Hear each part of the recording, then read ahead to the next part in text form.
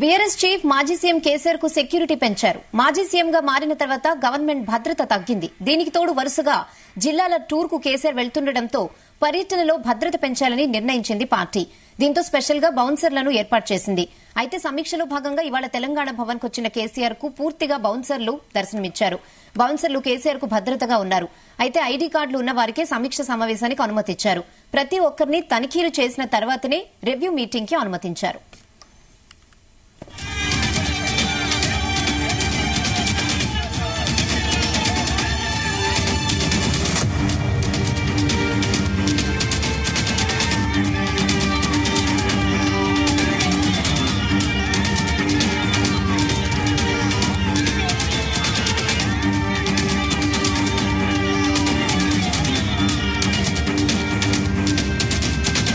ఇదే విషయంపై మరిన్ని అప్డేట్స్ బ్యూరో చీఫ్ నరేందర్ అందిస్తారు. నరేందర్,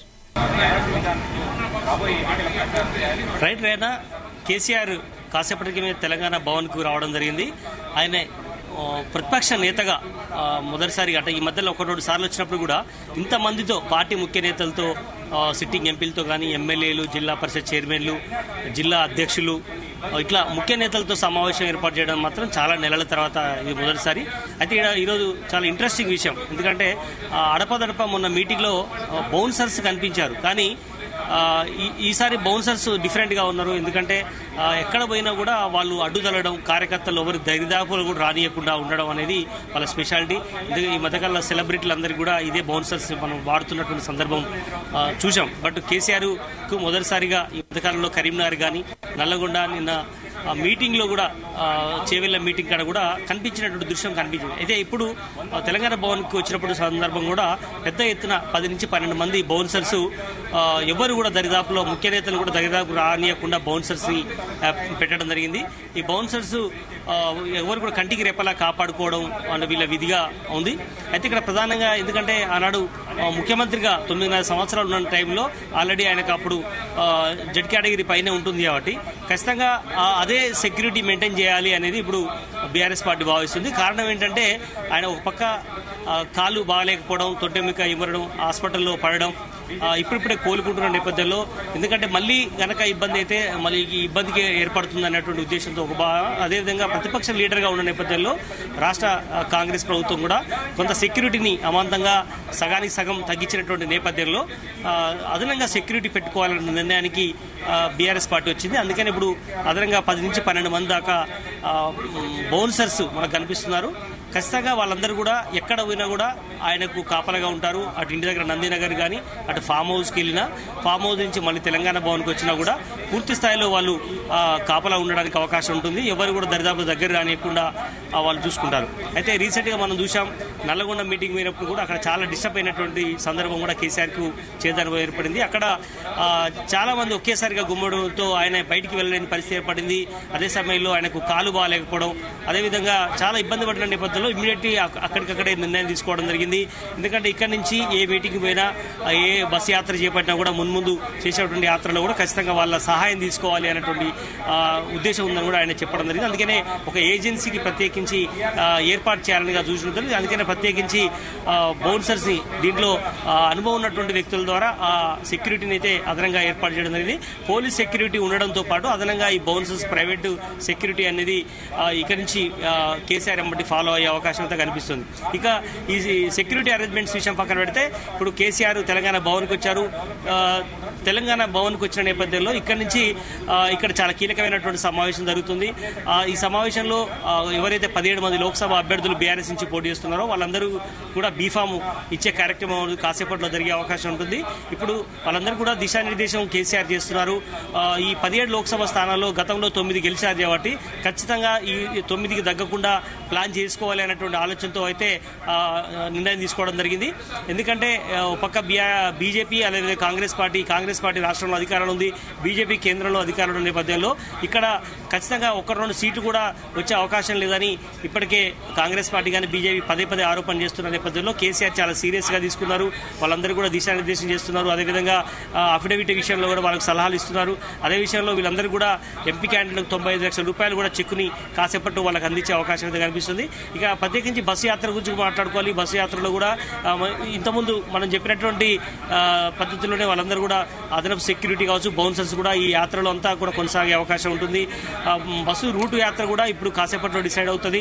అది నార్త్ తెలంగాణ నుంచి స్టార్ట్ చేయాలా, సౌత్ తెలంగాణ నుంచి మొత్తం తిరగాలి అనేది. ఎందుకంటే రాష్ట్రంలో మొత్తం 119 అసెంబ్లీ నియోజకవర్గాలు ఉంటే 119లో దాదాపు 70 నుంచి 80 నియోజకవర్గాలు చుట్టూ తిరిగేలా కేసీఆర్కి అయితే రూట్ మ్యాప్ డిసైడ్ చేస్తున్నారు.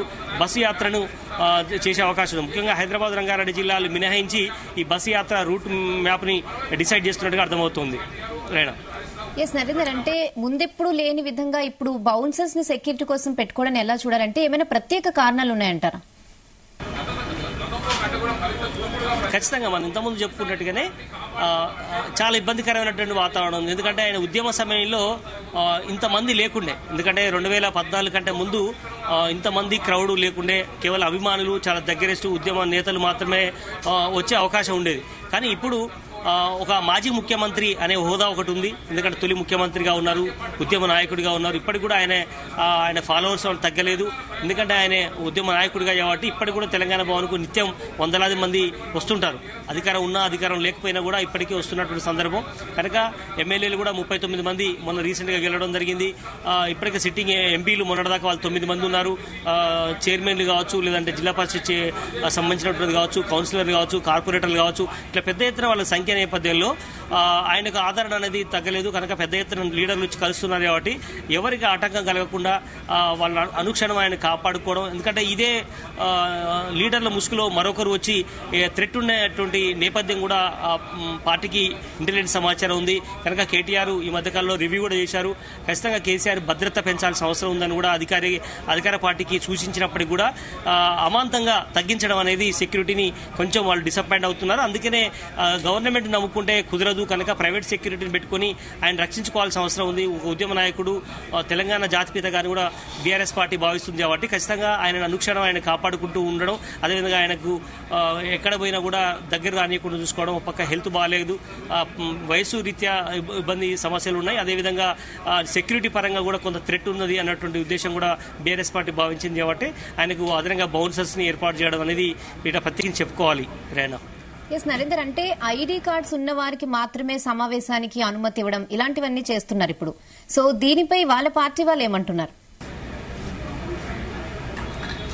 ఎస్, ఎందుకంటే దాదాపు 400 నుంచి 450 మందికి ఈ తెలంగాణ భవన్లో ప్రధాన హాల్కు ఎంట్రీ ఏర్పాటు చేయడం జరిగింది. ఎందుకంటే చాలా మంది ఇప్పుడు సర్పంచ్లు కావచ్చు, ఎంపీటీసీలు కావచ్చు, జెడ్పీటీసీ ఇట్లా చాలా మంది వస్తే చాలా ఇబ్బంది అయ్యే అవకాశం ఉంటుంది. ఆ హాల్ సరిపోదు, పెద్ద గ్రౌండే పెట్టుకోవాల్సిన అవసరం ఉంటుంది. కాబట్టి అట్లాంటి పరిస్థితి లేకుండా ఇది చాలా కీలకమైనటువంటి మీటింగ్. ఇది లోక్సభ ఎన్నికలు ముంచుకొస్తున్న నేపథ్యంలో ఆయన రూట్ మ్యాప్ చేయడం కానీ, బీఫామ్ అందజేయడం కానీ, చెక్కులు అందజేయడం కావచ్చు, అభ్యర్థులను గెలిపించుకునే బాధ్యత రీత్యా వాళ్ళకు దిశానిర్దేశం కేసీఆర్ మాట్లాడడం కావచ్చు, ఇట్లాంటి చాలా కీలకమైనటువంటి సమయంలో అత్యధిక మందికి అవకాశం ఇస్తే చాలా ఇబ్బంది ఉంటుంది. కాబట్టి కేవలం 400 లోపు మందికే, దాంట్లో ఎమ్మెల్యేలు, ఎంపీలు, జిల్లా పరిషత్ చైర్మన్లు, జిల్లా అధ్యక్షులు, ఇట్లా కొంతమందికి మాత్రమే, సిటీలో ఉన్న కార్పొరేటర్లకు మాత్రమే అవకాశం కల్పించారు.